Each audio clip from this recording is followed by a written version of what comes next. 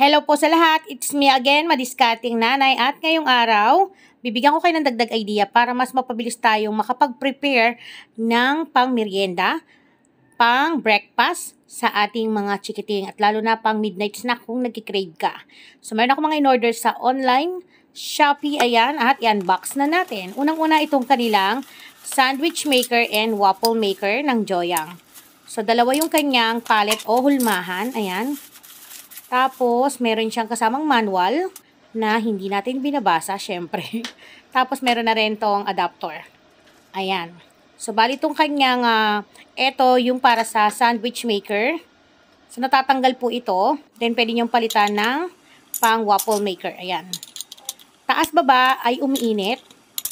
Kaya, kung nagmamadali kang makagawa ng pang breakfast sa inyong mga chikiting, bagay na bagay ito. Then, sunod natin, ito rin. Waffle maker and sandwich maker din po ito. Pero, malaki nga lang. Kasi ang cute nito, pag magmamadali ka, lalo kung meron kang dalawang kids katulad ko, meron akong dalawang maliit na makukulit. Ayan, meron din siyang manual na hindi natin binabasa. At, ayan, may print na siya.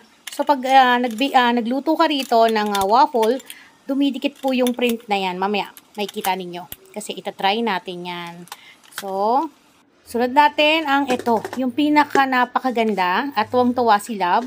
Ang 10 liters nila na electric oven. Ang syala-syala, diba? May manual ulit na hindi natin binabasa. At, ayan, isa-isa natin tanggalin yung kanyang styro. Ang cute niya sa totoo lang. Pang ano to pang kids. Lalo na kung yung mga chikiting ninyo gusto makibanding sa inyo ng pagbibake. Tapos may kasama na siyang tray.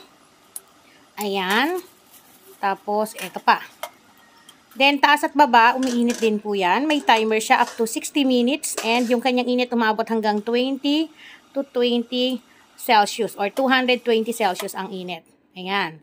So, ngayon tapos na tayo mag-unbox. Ngayon, i-review naman natin. I-try natin ang bawat isa. Unahin natin tong mini waffle and sandwich maker nila. So, dito, ang gagawin ko ay magmimix na tayo ng mga ingredients para sa ating waffle butter. Una, meron tayong 1 cup ng all-purpose flour, 1/4 cup ng white sugar, 2 teaspoon ng baking powder, 1/4 teaspoon ng asin. Then, ang gawin natin ay strainer natin o salain po. Pagkatapos, meron tayong 2 piraso ng medium size ng egg, batihin. Pagkatapos natin mabate, ayan, so okay na to.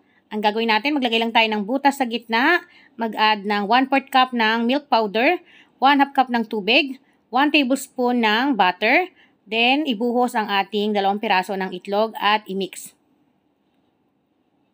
Ngayon, habang namimix natin to ay lumalapot, mag-add tayo ng another 1/3 cup ng tubig hanggang sa maging smooth yung ating waffle butter. So, once na smooth na, ayan, ready na, pwede na tayo mag-start magluto dito ng ating waffle. So, ang gawin natin ay magpahid tayo ng butter para dagdag aroma, pero kahit wala naman pong kayong ipahid, hindi siya didikit kasi non-stick na po ito. Then, maglagay na tayo ng ating butter at isara natin ang maigi. Yan po ay kusang maluluto. So, wala siyang timer ha. Then, pagkalipas lang ng ilang minuto, eto na. Meron ka ng homemade waffle na talagang magugustuhan ng inyong mga chikiting. At ayan na nga, nakaluto na tayo ng isa. So, same procedure pa rin kung anong ginawa natin. Nung una, magpahid tayo ng butter para dagdag aroma. And sa mga magtatanong, wala siyang button, wala din siyang pihitan ng palakasan ng init. Basta naisaksak nyo na po ito, automatic dahan-dahan na pong iinit yung taas at baba niya. So, kailangan bantayan, lalo na kung bata ang kasama natin. Tapos maghintay ulit ng ilang minuto at ayan, napakadali at non-stick po talaga. Kaya walang didikit, madali lang linisan. Ayan, tapos na po tayo mag-review dito sa isang sandwich maker. So, ngayon dito naman tayo sa pangalawa. Ito rin ay sandwich maker and waffle maker. So, papahiran lang ulit natin ng butter. Ang kaganda rito, may print na siya. Then, naka-ready na rin yung ating pan-toppings. Una, ilagay po natin yung ating tasty bread. Maglagay ng mayo, mozzarella cheese, tomatoes, salami, ham, bacon, kung ano yung gusto nyong meat. Then, yung cheese, onion, then lettuce, mozzarella cheese. Tapos, ayan. Then, may natira pa tayong butter ng ating waffle. Ilagay natin sa kabila.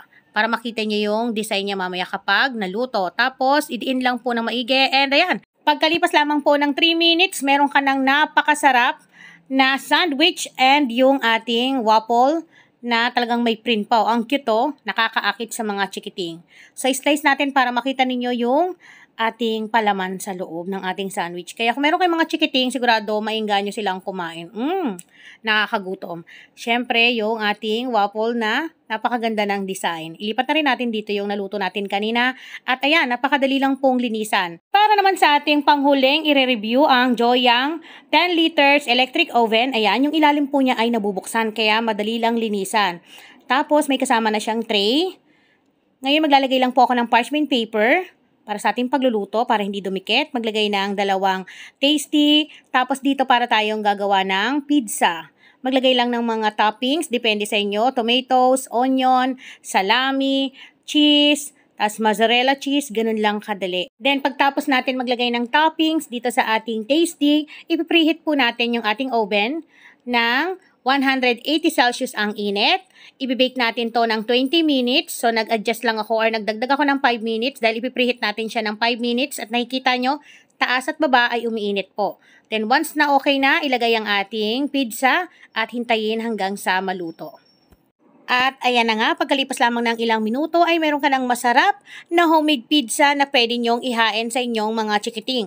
Pang breakfast, pang midnight snack, pang baon, and yes, pwedeng mag-bake sa kanilang 10 liters electric oven ng Joyoung Philippines. Ngayon sa mga magtatanong kung saan ko po ito na-order ko po ito sa Shopee. Ilalagay ko na lamang po sa aking description box sa baba kung saan po ako nag-order para makapag-inquire din po kayo sa kanila dahil napakabait po ng seller ng Joyoung Philippines. So magkita-kita po tayo sa susunod. Paalam!